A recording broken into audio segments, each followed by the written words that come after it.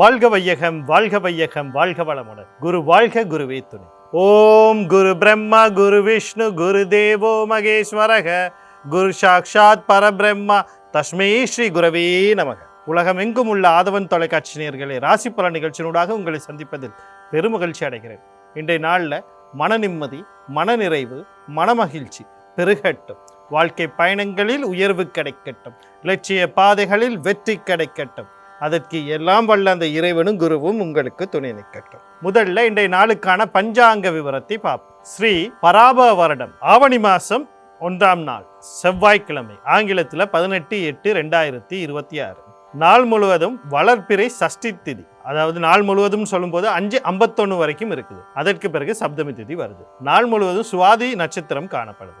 நாள் முழுவதும் சுப்பிர நாம யோகம் காணப்படுது. மாலை 5:52 வரைக்கும் தைத்துளை கரணமும் அதற்கு பிறகு கர்சை கரணமும் காணப்படும். இன்றைய நாளுக்கான அமிர்தாதி யோகத்தை பார்த்தோம்னா நாள் முழுவதும் சித்த யோகம் காணப்படுது. இன்றைய நாளுக்கான சூலத்தை பார்த்தோம்னா வடக்கு திசையில் காணப்படுது. அதுக்கான பரிகாரம் பாலாகும். வடக்கு திசையை நோக்கி தேவையும் அவசியம் இருப்பவர்கள் அந்த பக்கம் போகிறதா இருந்தால் பாலை தானமாக கொடுத்துட்டு போகலாம். போகிற காரியங்கள் உங்களுக்கு சாதகமாகவும் நன்மையாகவும் நடக்கிறதுக்கான வாய்ப்புகள் அதிகமாக இருக்கு. இன்றைய நாளுக்கான நேர விவரங்களை பார்ப்போம். காலையில் 7:45 முதல் 8:45 வரைக்கும், மாலையில் 4:52 முதல் 5:45 வரைக்கும் நல்ல நேரமும், மாலையில் 3:19 முதல் 4:51 வரைக்கும் ராகு காலமும், காலையில் 9:09 10:41 வரைக்கும் யமகண்டமும், மதியம் 12:14 1:46 வரைக்கும் குளிகை நேரமும் காணப்படும். இன்றைய நாளில் பார்த்தீங்கன்னா சஷ்டி திதி. சஷ்டி திதி அப்படின்னாலே உஷ்ணமான திதி அப்படின்னு நம்ம சொல்லுவோம். இந்த வம்பு வழக்கு விடயங்களை பேசக்கூடாது. திருமண நாள் கூடாது.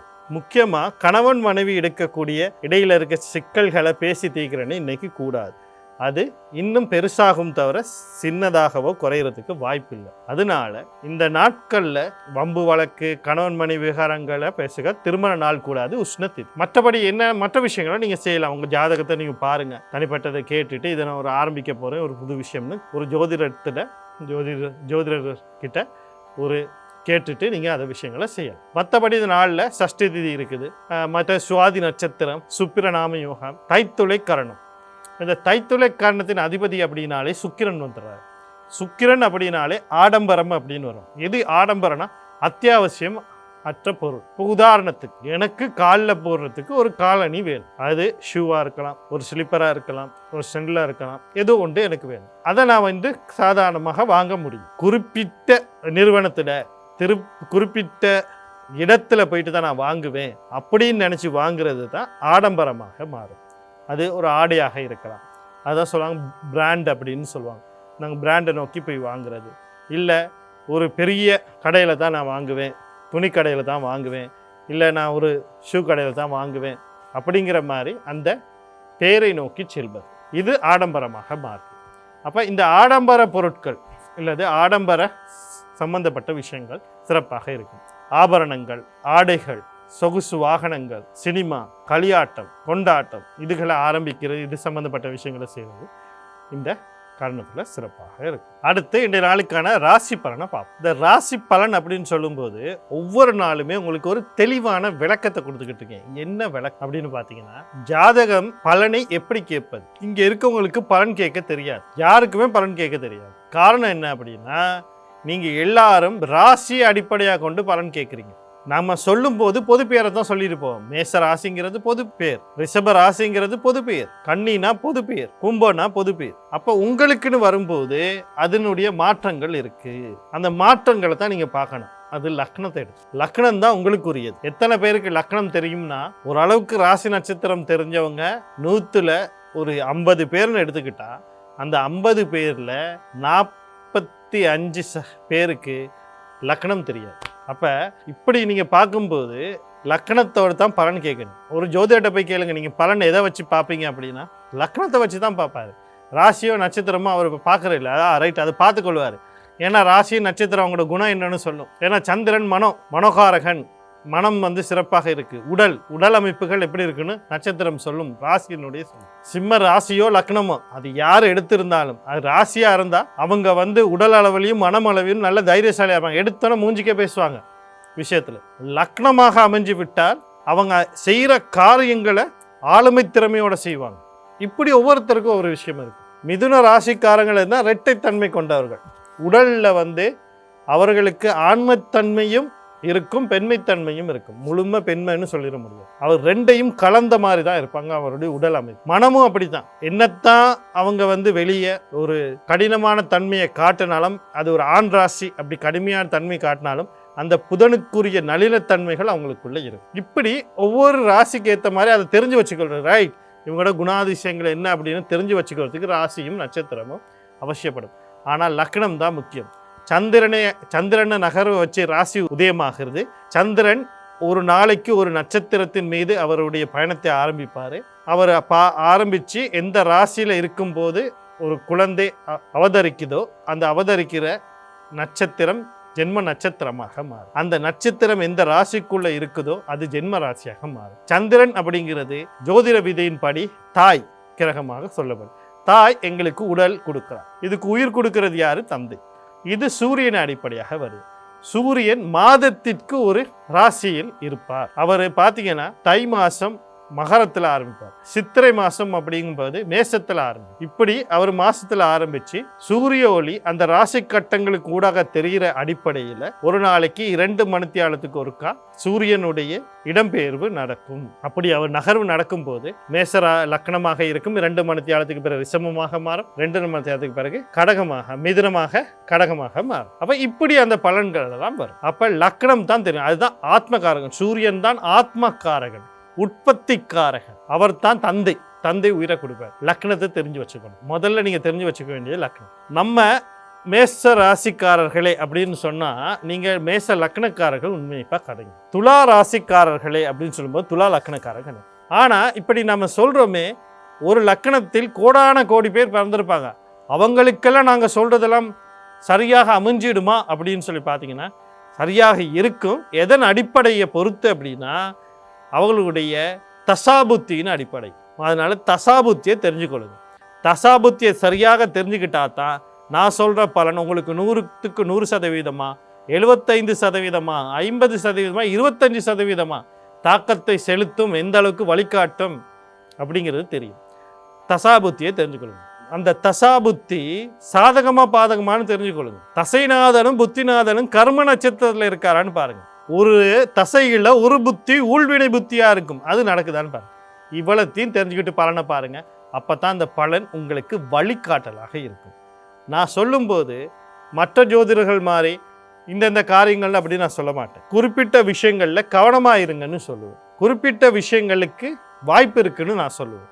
ஏன் கவனமா இருங்க அப்படின்னா இது ஒரு முன்னெச்சரிக்கை. ஒரு வானிலை அறிக்கை மழை பெய்யும் அப்படின்னா நீங்க கொடை கொண்டு போகிறதுக்கு தயாராக இருக்கணும். இதுதான் முன்னெச்சரிக்கை. வீடுகளில் இன்று நீர் விநியோகம் தடைப்படும் அப்படின்னு சொல்லி ஒரு மாவட்டத்தையோ ஒரு மாகாணத்தையோ இல்லைன்னா ஒரு ஊருடையோ ஒரு நகரத்தில் பேரை சொல்லிட்டாங்க. அப்போ என்ன பண்ணுவீங்க? நீர்களை பாத்திரங்களில் சேமித்து வைப்பீங்க, அடுத்த நீர் வளங்கள் வரைக்கும். இது மாதிரி தான் இது எச்சரிக்கை. அப்போ ஒரு விஷயத்தில் கவனமாக இருங்க அப்படின்னா அந்த விஷயத்தில் கொஞ்சம் கவனமாக இருங்க. ரைட், இந்த விஷயம் இப்படி வருதுன்னா இது நடக்கிறதுக்கு வாய்ப்பு இருக்குது, நான் முன்னெச்சரிக்கையாக இதை செயற்படுத்தணும். அதே மாதிரி ஒரு விஷயத்தில் வாய்ப்பு இருக்குன்னா சும்மா உட்காந்துருந்தால் அந்த வாய்ப்பு நடக்கப்படல, முயற்சி பண்ணி பாருங்க, அந்த பக்கத்தில் சில நன்மைகள் நடக்க ஆரம்பிக்கும். இந்த விஷயங்களை தெளிவாக தெரிஞ்சுக்கணும். அடுத்தது நான் சொல்லும்போது கிரகங்களை சொல்லுவேன். ஏன் அப்படின்னா எங்களுக்கு கிரகங்களுடைய கதிர்வீச்சு வரும்போது நம்ம ஏற்றுக்கொள்றதுடைய அளவிலே மாற்றங்கள் ஏற்படும் போது அது நேர்மறையாகவும் எதிர்மறையாகவும் மாறுகிறது, பாசிட்டிவ் நெகட்டிவாக மாறுது. அப்போ அதுகளை சமநிலைப்படுத்துறது கிரகங்களுடைய வழிபாடுகள் தான் செய்யணும். அப்போ அந்த கிரக வழிபாடுகளை நேரடியாக செய்ய முடியாது, இல்லை நேரடியாக நேரத்தை எங்களுக்கு ஜெபம் பண்ணுவேன். அதுக்கு தான் அதிதேவதைகளாக இருக்கக்கூடிய தெய்வங்களோட பேரைகளை நான் சேர்த்து சொல்வேன். சனி பகவான் அப்படின்னா அவருடைய அதிபதி சிவபெருமான் அப்படின்னு நான் சொல்லுவேன். அப்போ சிவனை வழிபடும் போது சனீஸ்வரருடைய விஷயங்கள் உங்களுக்கு சமநிலைப்படுத்தப்படும். இதுதான் தெளிவு. இவ்வளத்தையும் நீங்கள் சரியாக தெரிஞ்சுக்கிட்டு இந்த பலன்களை கேளுங்க. இந்த பலன் உங்களுக்கு வழிகாட்டலாக இருக்கும். இது ஒரு வழிகாட்டல். இந்த வழிகாட்டலை எப்படி சரியாக பயன்படுத்தி ஜெயிக்கிறீங்கன்றது உங்கள் கையில் இருக்குது. முதல்ல மேசராசி அன்பர்களே, இன்றைய நாள் உங்களுக்கு எப்படி இருக்குது அப்படின்னு சொல்லி பார்த்தோம்னா நீங்கள் கவனம் செலுத்த வேண்டிய விடயங்கள் அப்படின்னு சொல்கிற போது நீங்கள் இன்றைக்கி உங்களை பார்த்துக்கிட்டா போதும். நீங்கள் உங்களை பார்த்து கொள்ளாத போது தேவையற்ற மன அழுத்தங்கள் ஏற்படும். இப்போ ஒரு முயற்சி செய்கிறீங்க, அதில் ஒரு தடை வருதுன்னா அதை எப்படி மாற்றிக்கொள்ளான்னு யோசிங்க. அந்த தடையை எப்படி ஒரு படியாக மாற்றிக்கொள்றதுன்னு யோசிங்க. நீங்கள் அதை ஒரு தடையாக நினச்சி உங்களை நீங்களே மன அழுத்தத்துக்கு உள்ளாக்கி சிக்கல்களை பெருக்கிக் கொள்ளாதீர்கள், மன அழுத்தங்களை கூட்டிக் கொள்ளாதீர்கள். இந்த மாதிரியெல்லாம் யோசித்து நிதானமாக செயற்படுங்க. மன அழுத்தங்கள் இது பண்ணாங்க, எந்த முடிவும் எடுக்காதீர்கள். கொஞ்சம் பொறுமையாக இருக்கிறது நன்மையை தரும். இந்த நாளில் வரக்கூடிய சகல விஷயத்தையும் நன்மையாக மாற்றி அமைத்துக் கொண்ட உங்கள் ராசியாளர் லக்னாதிபதினு சொல்லக்கூடிய செவ்வாய் பகவான், அவருடைய அதிபதி முருகப்பெருமான், குலதெய்வம், யோகாதிபதி, கருணாதிபதி வழிபாடுகளை செய்து கொள்ளுங்க. இன்றைய நாள் உங்களுக்கு இனிமையாக அமையும். அடுத்து ரிஷபராசி நேயர்களே, இன்றைய நாள் உங்களுக்கு எப்படி இருக்குது அப்படின்னு சொல்லி பார்த்தோம்னா, நீங்கள் கவனம் செலுத்த வேண்டிய விடயங்கள் அப்படின்னு சொல்லும்போது முக்கியமாக கடல் கடந்து தொடர்போட எந்த ஒரு விஷயம் செய்தாலும் சரி, நீங்கள் மட்டும் இல்லை, இன்றைக்கி இப்போ நான் சொல்கிறது உங்கள் குடும்ப உறுப்பினர்களுக்கும் சேர்த்து சொல்கிறேன்.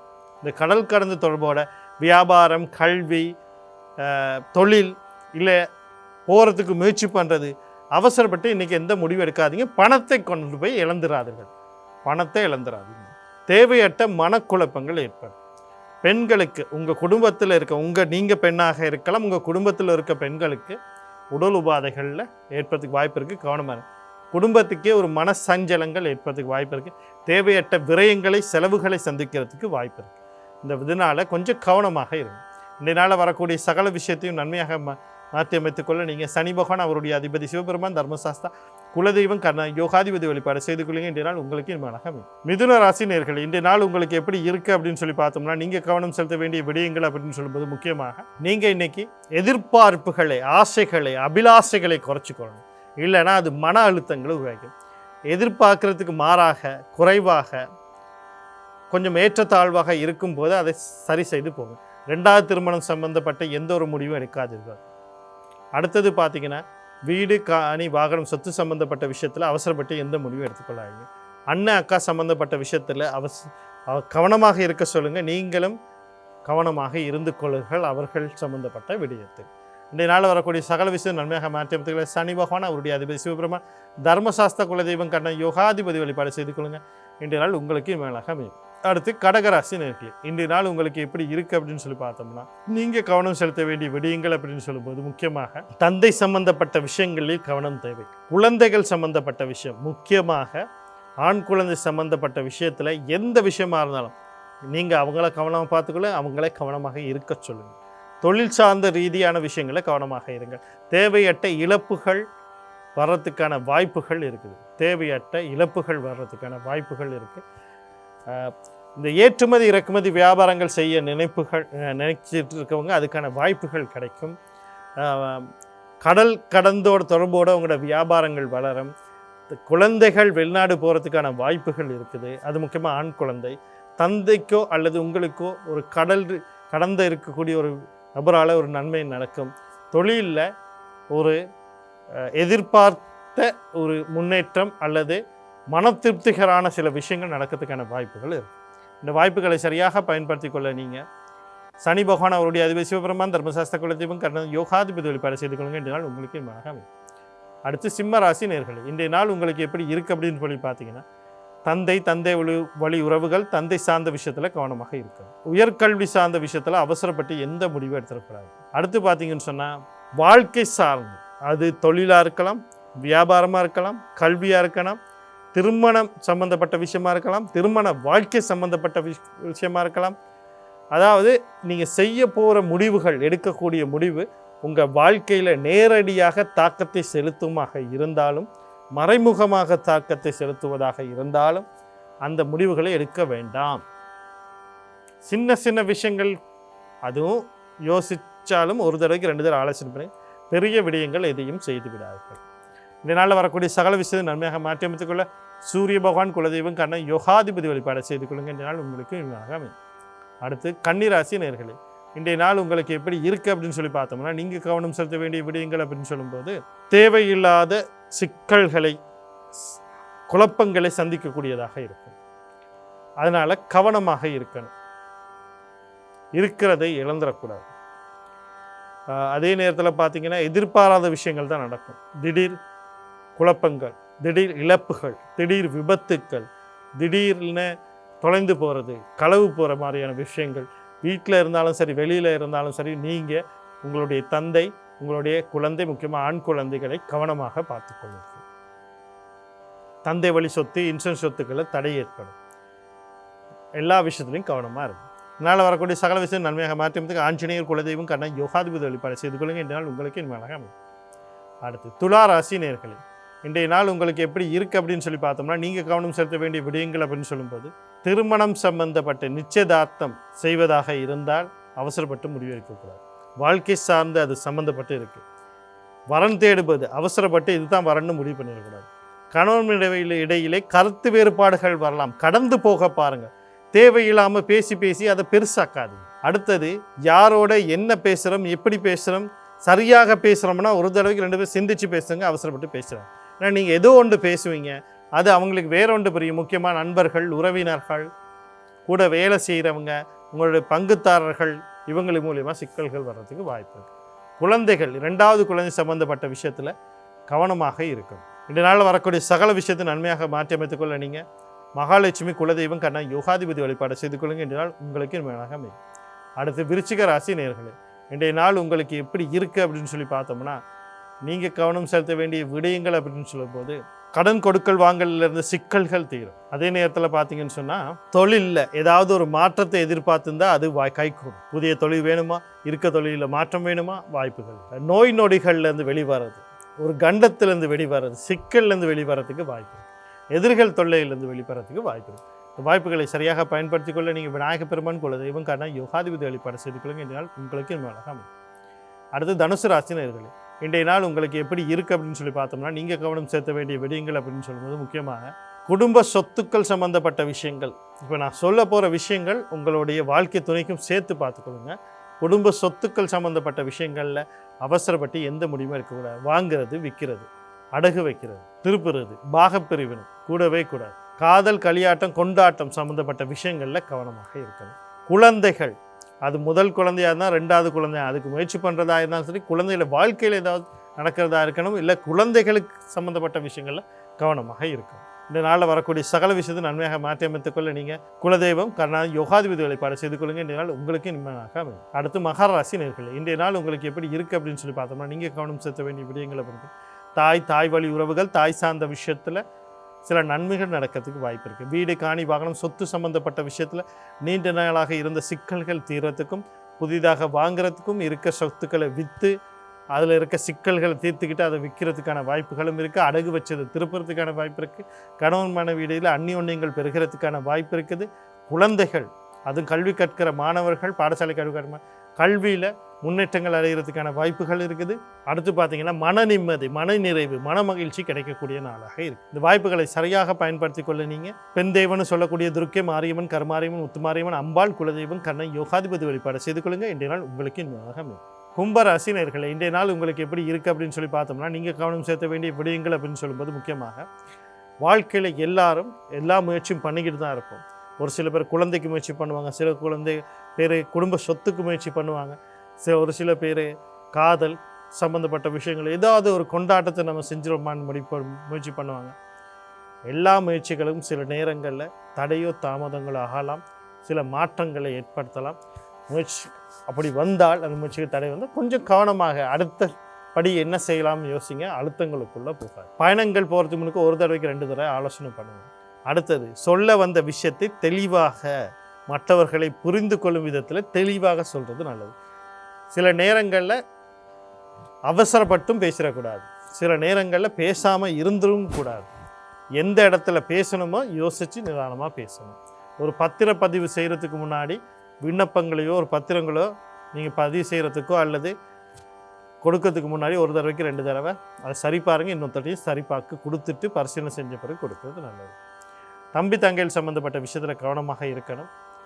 அவர்களுடைய காதல் சம்மந்தப்பட்ட விஷயங்களில் இல்லது குழந்தைகள் சம்மந்தப்பட்ட விஷயத்தில் அவசரப்பட்டு எந்த முடிவும் எடுக்கக்கூடாது. நாளில் வரக்கூடிய சகல விஷயத்தை நன்மையாக மாற்றி அமைத்துக்கொள்ள செவ்வாய் பகவான் அவருடைய அதிபதி முருகப்பெருமை குலதெய்வம் கண்ணன் யோகாதிபதி வழிபாடு செய்து கொள்ளுங்க. இன்றைய நாள் உங்களுக்கு இனிமையாக அமையும். அடுத்து குடும்ப சார்ந்த விஷயங்களில் குடும்ப உறுப்பினர் யாராக இருக்கட்டும், தம்பி தங்கச்சி, அண்ணன் அக்கா, அம்மா அப்பா, தாத்தா பாட்டி, கணவன் மனைவி, குழந்தைகள், தேவையில்லாத வாக்குவாதங்கள் பண்ண வேண்டாம். முக்கியமாக தாய்கிட்டையும் வாழ்க்கை துணைக்கிட்டையும் உங்களுடைய சிக்கல்களை, மனக்குழப்பங்களை, மன அழுத்தங்களை அவர்கிட்ட பகிருங்க.